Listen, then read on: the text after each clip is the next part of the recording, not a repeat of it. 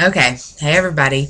It is 8 weeks post-op vertical sleeve gastrectomy today, and so I'm down 62 pounds, and that's kind of leveled off. I've been between 60 and 62 pounds down for the last, only moved 2 pounds in the last maybe week, which is much slower than it has been.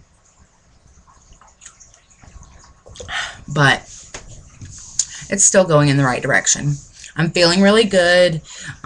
Same old stuff on all that. I feel good. I'm exercising. I'm eating the right things. I did eat like a chicken wing or something, like a hot wing the other day, yesterday. Did not work out to my benefit. And so I'm definitely done with that for a while. That was too much, too quick, too soon. So what I'm most excited to talk about right now actually is not really about my weight loss. I'm actually most excited right now to talk about Derby, because this Saturday, it's Wednesday now, Saturday is the Derby workshop for new skaters. So I'm going in and I got my skates. Very exciting. I love them. I got my skates. I'm going on Saturday at 9 o'clock in the morning to get my butt whooped by a bunch of Derby girls. So that's kind of exciting. I'm nervous. Like, I've been confident until now. I've been feeling like I'm going to be able to do this and it's going to be fine and I'm going to stick with this and I know I'm going to love this. And then I busted my butt really, really, really hard on maybe 2 or 3 days ago whenever Asher and I went to the park. So I am skating around the park, and the park is completely different than skating at the rink, because when you're skating at the park, you're like, there's all these little hills, there's sticks, there's cracks, there's leaves, there's stuff you didn't anticipate that you're not used to when you're skating on a rink. And I busted my butt. My outdoor wheels already look terrible, and I just got them. So, but that's okay because I have indoor wheels for Derby. But anyway, I guess that put the fear in me a little bit, because my butt is like, I've got a big purple bruise on my hip, and it hurts still several days later. But I know I can take the hits. I think it was just like doubting my skills, but I know that it's a different animal altogether to skate outside versus inside. So I'm gonna be positive and I'm gonna go and skate at the skating rink before Saturday for sure. We missed our $2 Tuesdays last night. Kind of sad, but I couldn't find a babysitter, and also my friend Laura was working hard on her company, which is Sobi Sadako. I totally am plugging Laura right now. Sobi Sadako on Etsy, and she makes awesome handbags and like zip pouches and stuff. So anyway, you should look it up. So that's happening on Saturday. Derby's happening. I'm excited. I'm scared. I know I'm gonna do fine, and that it's just me freaking out a little bit. But anyway, so that's that. As far as school, tomorrow is my first day of clinical. And so I'm really excited. This is OB, so I'm going to be taking care of, hopefully, laboring moms or birthing moms, but definitely moms that have already had their babies. So either way, any of that, that's good, and I need to know all that anyway. So I'm excited about that. We don't have to get there until 8 o'clock in the morning, which is a huge improvement from 6:45 in the morning.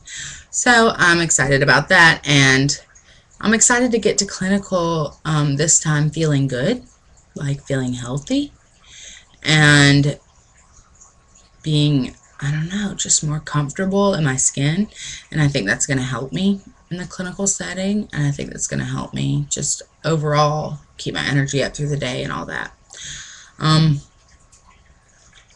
Nutrition-wise, everything's going good. I'm able to drink more water. I'm making it a priority to drink more protein. I'm drinking one of my little protein Atkins things right now. They're not the best. They only have 15 grams of protein, but I'm able to get a lot of protein in, so I think I'm fine there. And I also have another big thing going on today, which is a meeting with Asher's principal, teacher, and therapist for, well, school therapist. Sorry, I have to plug my laptop in. School therapist for this intervention thing on him, because my son, he's 5, and he's awesome, amazing, hilarious, smartest kid I've ever met in my life, easily. But he's got a lot of hyperactivity and stuff, and impulsivity, and it's hard for him to concentrate, and he leaps and bounds, you know, above other kids as far as reading and knowing things, and he's actually got decent social skills. It's just he can't stop wiggling. So anyway, so I get to go do that meeting in a little while, and that's a little nerve-wracking and a little scary because I get emotional when I talk about Asher, especially when I talk about him